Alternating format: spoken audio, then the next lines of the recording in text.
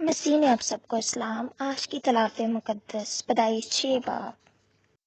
جب روئی زمین پر آدمی بہت بڑھنے لگے اور ان کی بیٹیاں پیدا ہوئیں تو خدا کے بیٹوں نے آدمی کی بیٹیوں کو دیکھا کہ وہ خوبصورت ہیں، اور جن کو انہوں نے چنا ان سے بیاہ کر لیا۔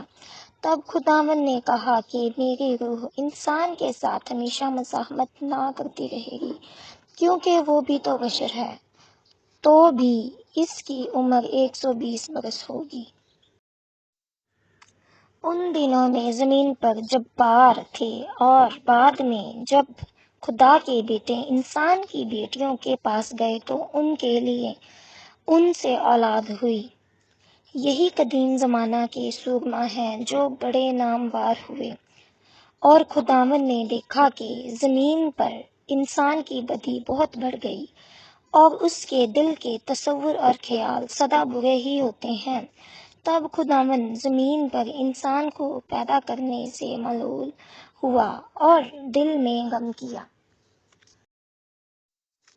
اور خداوند نے کہا کہ میں انسان کو جسے میں نے پیدا کیا روئی زمین پر سے مٹا ڈالوں گا، انسان سے لے کر حیوان اور رینگنے والے جاندار اور ہوا کے پرندوں تک، کیونکہ میں ان کے بنانے سے معلوم ہوں۔ مگر نوح خداوند کی نظر میں مقبول ہوا۔ نوح کا نسب نامہ یہ ہے۔ نوح مرد راست باز اور اپنے زمانے کے لوگوں میں بے عیب تھا، اور نوح خدا کے ساتھ چلتا رہا، اور اس سے 3 بیٹے سم، حام اور یافت پیدا ہوئے۔ پر زمین خدا کے آگے ناراض ہو گئی تھی، اور وہ ظلم سے بھری تھی، اور خدا نے زمین پر نظر کی اور دیکھا کہ وہ ناراض ہو گئی ہے، کیونکہ ہر بشر نے زمین پر اپنا طریقہ بگاڑ لیا تھا۔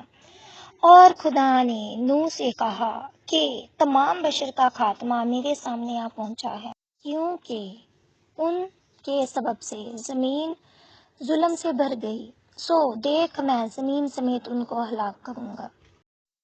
تو گوپھر کی لکڑی کی ایک کشتی اپنے لیے بنا، اس کشتی میں کوٹھریاں تیار کرنا، اور اس کے اندر اور باہر رال لگانا، اور ایسا کرنا کہ کشتی کی لمبائی 300 ہاتھ، اس کی چوڑائی 50 ہاتھ اور اس کی اونچائی 30 ہاتھ ہو، اور اس کشتی میں ایک روشن دان بنانا، اور اوپر سے ہاتھ بھر چھوڑ کر اسے ختم کر دینا، اور اس کشتی کا دروازہ اس کے پہلو میں رکھنا، اور اس میں 3 درجے بنانا، نچلا، دوسرا اور تیسرا۔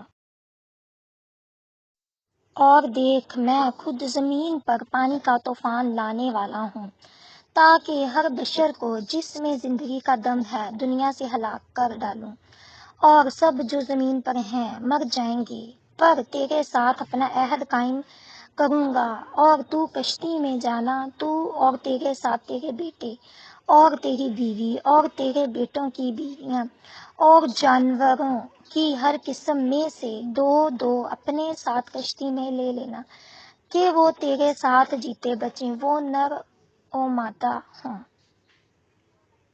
اور پرندوں کی ہر قسم میں سے، اور چرندوں کی ہر قسم میں سے، اور زمین پر رینگنے والوں کی ہر قسم میں سے 2 تیرے پاس آئیں، تاکہ وہ جیتے بچیں۔